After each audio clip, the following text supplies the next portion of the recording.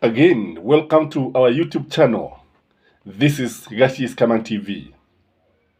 You remember in one of my videos, I told you that the crowds have been gathering and you have been seeing this happening. And I'm afraid that William Samoei Ruto's government will be caught flat-footed. Ukweli ni kwamba tunaona we can actually say that Saba SABA will be a day like no other. When you look at the events that are happening in this country, when you look at the mood, the political mood of this country, you see we have the mood of anger. We have a mood of dissatisfaction. When you listen to the government, what we are reading is a government that does not care much about the feelings. The government does not listen to Wajiko, hawajali vile ambavyo mnasema na kusema kweli ni kama wanaambia watu leo mtadu, yani mpende msipende, hivyo ndivyo tunavyoona. And when I look at the situation today, we have seen a lot of determination. I've seen a lot of determination from the common mwananchi. I have also seen serious debates, na nimeona watu wengi wakihama kutoka kumuunga mkono William Samoei Ruto, and many Kenyans regretting of voting to William Samoei Ruto. Wengi wanajuta ya wakisema kwamba ni heri wangemsikiliza Uhuru Muigai Kenyatta. Lakini tunajua Waswahili wanavyosema hawakukosea kwamba majuto ni mjukuu huja baadaye. Na lakini pia tukasema sikio la kufa lisikii dawa. Je, huenda hii serikali ikawa ni ya kufa na ndio sababu haisikii dawa, ndio sababu haisikii la mwadhini wala mteka maji msikitini? I want to show you why Saba will be very, very different from any other demonstrations, because when you listen to the people on the ground, you listen and you hear a very different narrative. So if you are here for the first time, kindly subscribe. For our viewers, kindly take that 1 second and like this video. The first thing, unlike maandamano mengine, maandamano haya ambayo tunaelekea ni maandamano ambayo yatahusisha vijana wengi. It is likely to be youth driven. It is not likely to be politician driven. Yes, I'm not trying to rule out the role of politicians. Lakini sasa tukiangalia tunaona kwamba unapoangalia kule Kamukoji jana, tuliona vijana wengi wakijitokeza kutoka milego mbalimbali. And when you have a maandamano that is youth driven, then expect disastrous results. Kwa sababu upande wa serikali usipojiandaa unaweza kujipata pabaya sana ikiwa viongozi wa maandamano hayo wanaweza kuwa ni vijana. Na that is why I am saying that it is very, very different. Again, there has been a talk of revolution in this country. Truth be told, kumekuwa na mjadala mkali kuhusu mapinduzi ya kisiasa. And a revolution is something that is drastic. And many people would like to see what it means. Many people would like to implement this. Kwa hivyo haya mazungumzo, huu mjadala wa mapinduzi, maandamano ya kimapinduzi, like it happened in Syria, like it happened in many countries. Ni jambo ambalo tunaweza kusema kwamba ni jambo ambalo linaweza kutekelezwa kwa haraka sana. Kwa sababu lisemwalo lipo, na kama halipo raja ligoje. That is what I would say, na sio maneno yangu, ni maneno ya wahega. The other reason why I believe that maandamano haya yanaweza kuwa hatari sana, why I believe that Saba could be very, very different. There is a fear that boda guys could be roped in by Azimio. Na unapoangalia utaona kwamba, nafikiri kutokana na ripoti za kijasusi, immediately that William Samoei Ruto signed the 2023 finance bill into law, he moved very fast to convene a meeting with the boda guys. And in politics, when you see something happening, there must be a reason behind it. Things don't just happen like, anyhow. Lazima kuna sababu ambazo zinachochea kila kitu.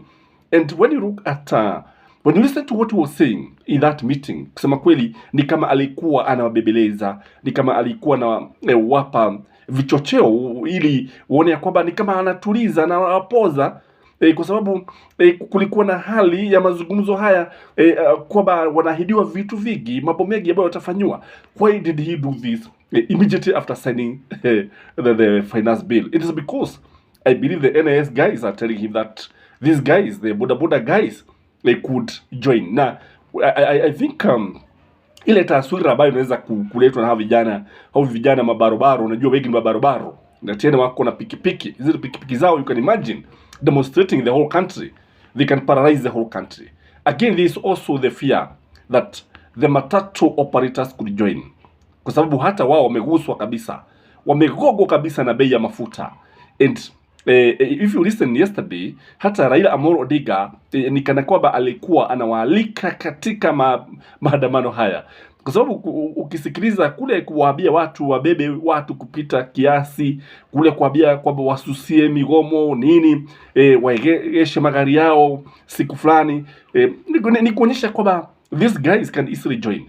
Na unajua Raila ni mtu mmoja ambaye anapata ufahamu, anapata habari za mwanzo hata kabla zitokee, kwa sababu hata yeye mwenyewe nafikiri mitego yake inatega vizuri, na wale people that he has put on the ground must be telling him that the matatu are very eager, kwa sababu unapoenda katika vituo vya mabasi, jambo moja, na huwa naenda mara nyingi, si mara moja, kusikiliza tu vile watu wanavyosema kule, kusema kweli wengi wanamuunga mkono, wanampigia debe Raila Amolo Odinga, na wengi wanajuta kumpigia kura William RUTO. So that is why I think there is the fear that the matatus could join. And now when you bring borders, the youth and the matatus, who can stop such kind of movement? Again, there is also the issue of the pain of the small and medium business owners, kwamba hao watu wengi wameguswa pia, kwa sababu when you look at the finance bill, it means anybody who is making 1,300 per day lazima atalipa 3% of whatever you are getting, bila kujali bei ya stima umetumia nini, bila kujali the cost of production, the cost of transport, the cost of maybe storage, whatever you are making. The government does not want to hear this, and that is why the government today is having a battalion of about 4,000 guys, KRA of guys on training. Ndio hawa nafikiri ndio watakuwa wakijaribu kusaidia KRA kuokota kodi, na nafikiri even the small business people, and they are likely to join maandamano tarehe 7 kwa sababu ya vile ambavyo wameona. Na tena there's also the fear that the university student could join. When I was watching these guys talk at Kamkoji, when I was listening to them at Kamkoji, tuliona kwamba kulikuwa na viongozi wa vyuo vikuu kutoka KU, from even University of Nairobi, na jambo hili linatuambia nini? Linatuambia, na wengi wanazungumzia mambo ya HELB. Ni nadra sana kukosa vijana wa vyuo vikuu, wanafunzi wakikosa kuzungumzia HELB. HELB ni ile taasisi ambayo inawapa mikopo, Higher Education Loans Board.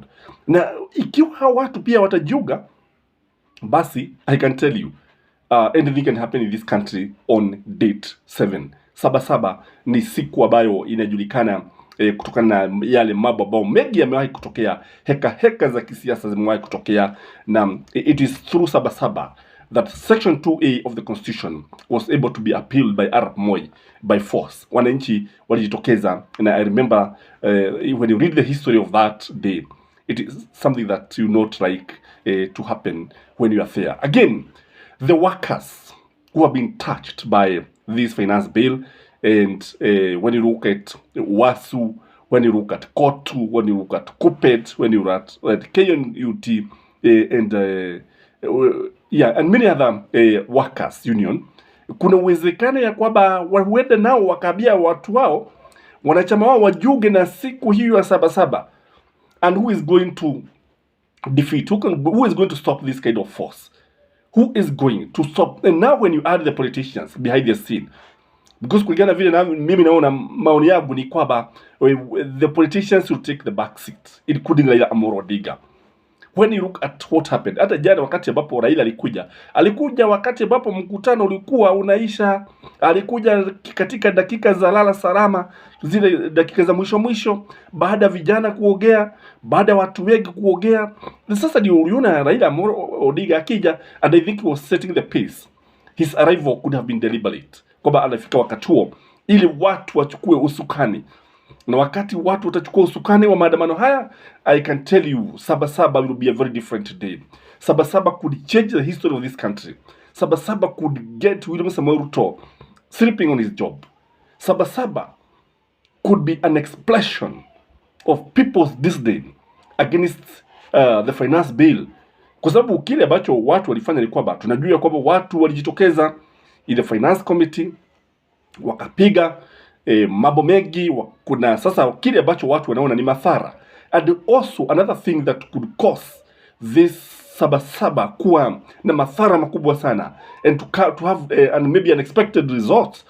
Ni kwa sababu unapoangalia sasa watu watakuwa tayari wamerabwa kabisa. Bei ya mafuta itakuwa imepanda, watu watakuwa wameshaanza kukata mishahara, na wengi watakuwa wanajionea ukweli wa mambo. So it will no longer be a dream, it will no longer be a talk, it will be a reality. Because when you look at all this, you can see that the government has its work cut out. Whether they are going to succeed, I don't know. But I can tell you, kulingana na vile ambavyo unaona mimi mwenyewe from where I sit, naweza kusema kwamba this could change the history of this country. This could change everything. Don't forget that people have lost hope with parliament, because according to the report that we are getting on the ground, watu wanasema kwamba parliament has been captured by William Samoei Ruto. So what do you expect? Unajua Waswahili wanasema wengi wape, usipowapa watajikulia kwa mikono yao. Je, Wakenya watajikulia kwa mikono yao? Let us wait and see. Kindly like this video and may you have a lovely evening. Bye bye.